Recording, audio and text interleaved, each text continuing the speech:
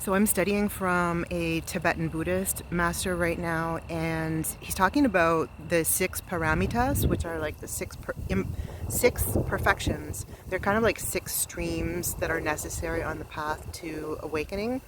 And one of these is called diligence. And what this means basically is joyful exertion. So diligence in this tradition is about really becoming fully engaged in what you know you need to do, and specifically about combating your own internal laziness.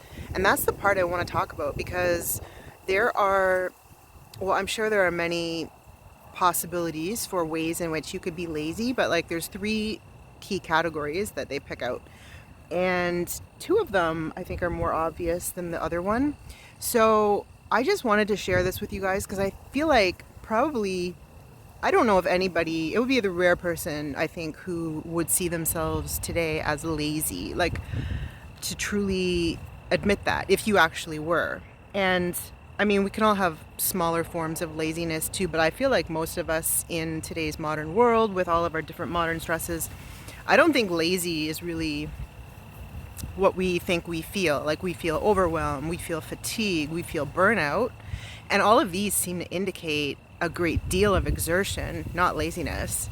We experience ourselves in the process of exerting ourselves all the time. And even if a large part of that is like a kind of mental exertion, whether this takes the form of like worrying or just like a constant kind of vigilance or a constant type of mindfulness that you need to sort of like manage everything you need to manage depending on, you know, what you're trying to balance in your life. And so laziness doesn't really come to mind, I think, as a very strong category that many people would identify with right now. But let me know if it's different. Like, let me know if you feel lazy and you actually perceive yourself as lazy and you think that that's truthful. But all that being said, there are three kinds of categories that this master is like calling a form of laziness, and maybe we wouldn't really think of it that way, but I think it's really useful to think of it as a form of laziness in respect to the larger goal or like the preferred kind of use of energy, which would be diligence, this kind of like joyful exertion. And even that, we might not associate joyful with exertion very well, but I understand this a lot better now. I read this many years ago and it wasn't clicking with me at the time. But there is a kind of natural like joy that can follow from when you're actually just directly doing like directly what you most need to do.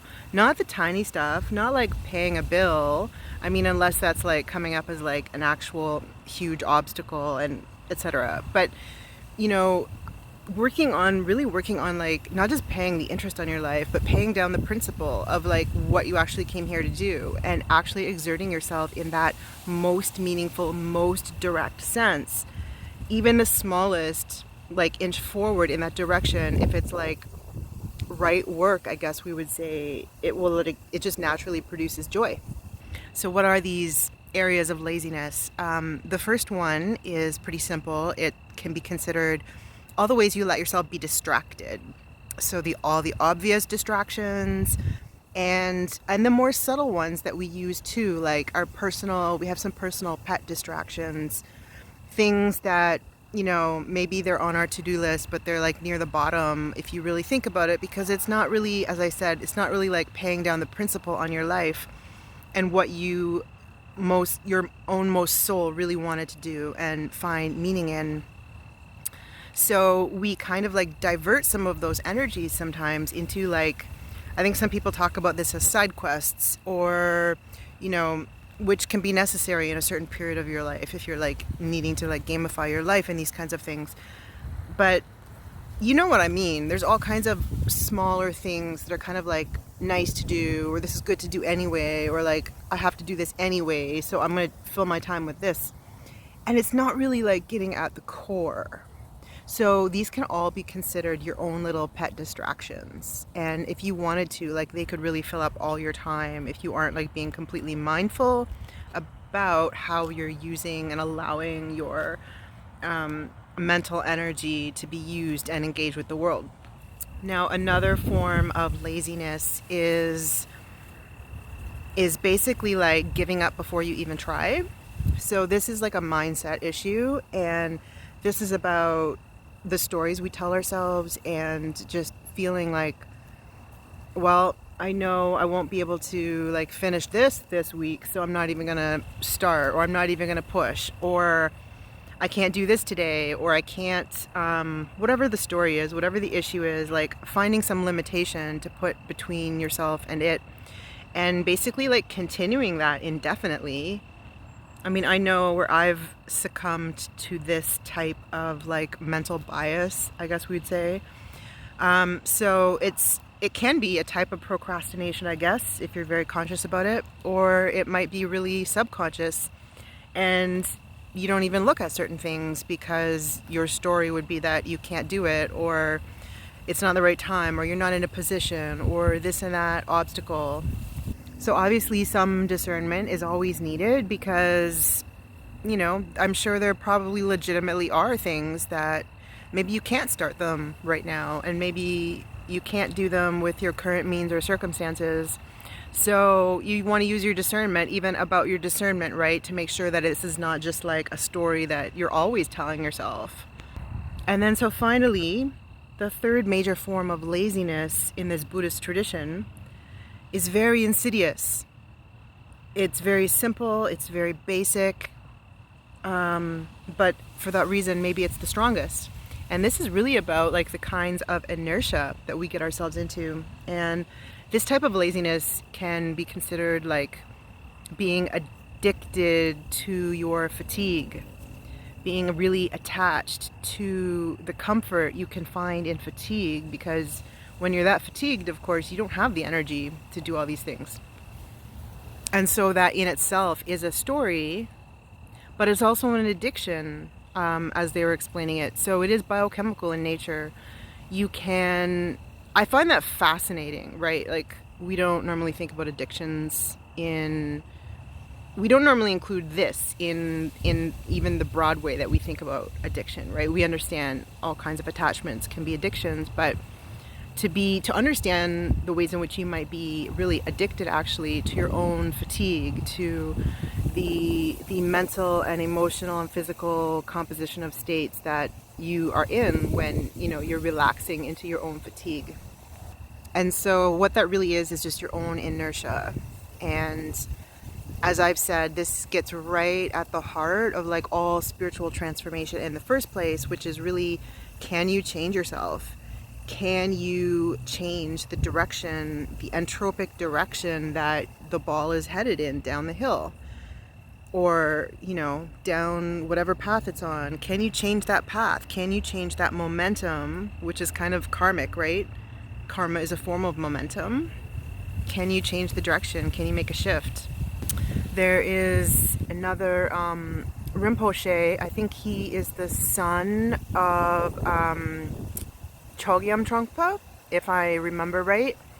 But he's written several books on this, and he made the point in one book, I think it was called Using Your Mind as an Ally, and he made the point about all you need to do is to be able to make a 1% shift each day. That's enough change to shift your momentum, to get out of your inertia, 1% each day. And I just find this area completely fascinating, because if you're like me, like if you've paid attention, you can note how, like, you can get into a daily routine, a weekly routine, kind of like there's an energetic momentum that you can get into, which is, I think commonly, like, it's quite useful, it's quite productive, right? We need that type of routine and momentum, but as soon as you try to like bring in something new or make a shift, or you have to like switch up your schedule in a certain way, if you're also really sensitive to this like me, like you may have noticed how much homeostasis is really at work. Like, try changing your sleep schedule, right? Like, you're lucky to do it like by more than 15 minutes in just from day to day. So there is like massive gravity and pull in the density that we occupy here, literally. and we feel it like in our bodies, biochemically, energetically. Like our circadian rhythms are kind of, they're at the same time, they're both very, very sensitive, but they're also very much like rooted in these densities. So we need to bring in like very pointed and illuminated levels of awareness just to make these shifts on a continual basis, right? Like not like a one-off and then we slide back into our inertia again, but like a continual enlightened awareness. Like honestly, even just for me to do this video, like I've had to bring in that quality of like, this is what I really want to do. This is what I'm actually here to do. This is something I need to make happen today. And I had to like rearrange like all these other tiny little details, which individually, like each one could have prevented me from like finding a way to like actually fit in this tiny chunk of time, which seems so small and insignificant when you think about like, oh, I have a whole day, I have like 8 hours or I have 24 hours. But to actually like fit in like a new moment, you have to bring in like so much depth and like pointedness and awareness, even though this sounds really, really simple. But if you know what I'm talking about, you know exactly what I'm talking about. And this inertia, I think, is like one of the most important spiritual topics, actually. And I think different thinkers talk about it in different ways. So I've also been reading a lot of Krishnamurti again lately, and he talks a lot about the environment and the kind of hold that your environment can have on you. An environment is not just external. We also have a mental environment that basically contains the traces of everything that we have experienced in the past, right? Through memory, through conditioning. And he talks a lot about freedom, of course, too, mental freedom. Intelligence, true intelligence is actually freedom. And the only way you're going to get that is if you are able to bring in like enough energy of awareness into the moment to be fully, completely in your present moment, that the gravity of the environment and the conditioning that you've been through does not have a hold on you, and you're not just subject to it. You're not merely like reacting to your conditions. Your being is not like a function of your environment, but an expression of your free intelligence. Your mind is already free, or was already free, and you need to kind of like get back to that state by removing all of these layers. So all of this stuff you guys have heard before, right? But it's about like bringing it into a single point of apprehension, a single point, or apperception basically is what I meant to say. A single perception that contains itself. So a given perception is kind of like getting lost in an emotion. Getting lost meaning like just being completely identified with it right now. Like I'm looking into the sun, I'm identified with that perception. Whereas an apperception is kind of like a meta level above that, right? Like you are perceiving yourself, perceiving the sun and all of the other states that you're embodying in a given moment. And you can really do this like recursively depending on the more energy that you're able to bring into your own perception, right? And that's what the depth of experience and the depth of memory is ideally about. Like you can actually call on that depth to bring in more coherence to your awareness and your moment-to-moment mindfulness. So I hope the thread of this discussion is useful or insightful in some way for you guys. I felt this would be a good topic to share on. I definitely talked a lot about inertia, and these are like two other angles for approaching that. It's also like this ability to live and embody your expression without getting identified with the emotional state, not getting stuck or lost in the emotional state. And I kind of feel like maybe a lighthearted or loose example of this can be found in some musicians' work. And I feel like I was thinking a lot, like many people, like about Taylor Swift over the weekend and listening to some of her material. And I feel like part of her, maybe it's not necessarily, it is part of her appeal, but definitely part of her talent, her unique talent, a unique gift that she uniquely has. I mean, other people have it too, but like it's one of her jewels, really. Many people have talked about her qualities and ability in storytelling.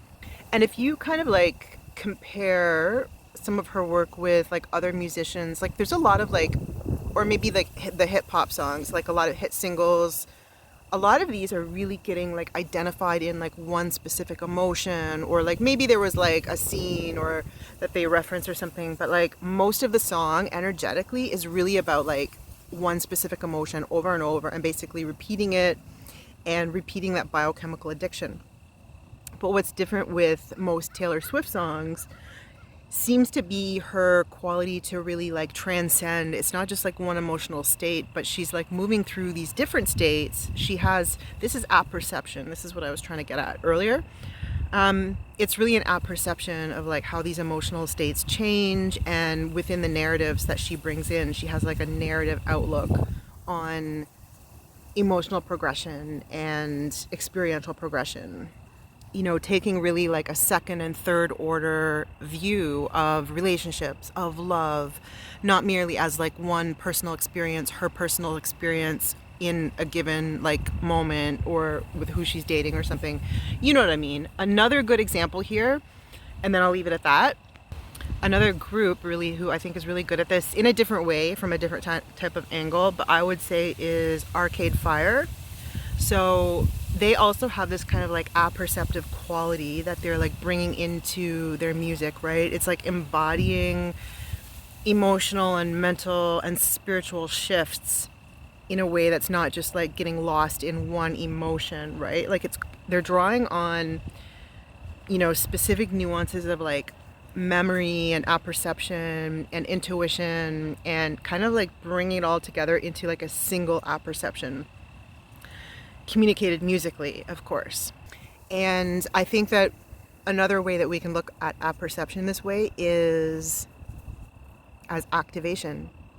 It is kind of a spiritual activation. That's what's happening. And so you hear like all kinds of people talking about how Taylor Swift's music like literally changes their emotional state, like literally is giving them more energy, like not just like, oh, this is a fun song, but like giving people life, right? That's activation. And, you know, maybe it's different bands for you that are really kind of like transmitting this energetic quality in like a very physical almost way. Like it's a very direct, it's very embodied.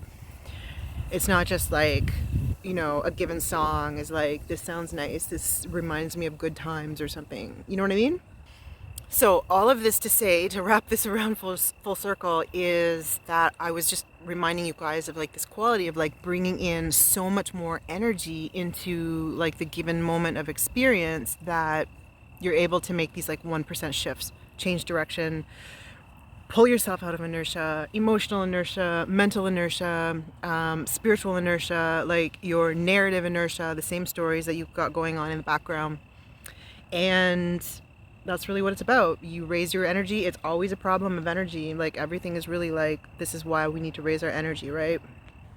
So let me know how you guys navigate that for yourself. These types of laziness, overcoming your own inertia, what really gets you? What story do you use to keep yourself in inertia, right? Because these types of laziness, we can combine them and really create our own new routines of laziness, basically. So I just find this like a hugely inspirational avenue in basically to what is basically like a core spiritual issue. So yeah, let me know. And if you have any questions, let me know. If this is interesting, I can do more videos on this topic. Plan more directly detailed kinds of breakdowns if you're interested. So yeah, hope you guys enjoy the rest of the week, and I'll see you in the comments. And I'll just say too, this aspect of creating this change in your own momentum, in your own trajectory, this 1% a day type of shift, this is really another way of talking about the core thread of the next guidebook that I'm writing, which I will have in the digital store that I'll link below. And it's really about like creating your own upward spiral, really identifying like the factors and the threads and the techniques that are going to work for you in relation to your own most goals, your soul purpose, what you're here to express. And I just really wanted to give you guys like a little heads up about that before it's out. I'm working on it right now, and it's pretty intense. It's going to be a little bit of accumulation of like everything that I know that I have confirmation for, and but very targeted in terms of literally what I consider like the core spiritual practice, which is like, can you change yourself? Can you actually change your direction? Which is another way of talking about, can you fix your own karma, basically, because that's what it is. It's like the wheel that you have in motion, the many wheels that you have in motion, and being able to recognize them, identify them, and the directions and the trajectories, and then making that shift for yourself, and importantly, overcoming all of the things that get in the way of that shift. So yeah, it's going to be really great. And if you're interested, again, just keep checking the link below. I'll have it here. It's going to be my same digital store. I've got my 2 other guidebooks there, which you may be interested in. And I'll let you know, of course, when the next one is out. But yeah, do check back, and we'll talk soon.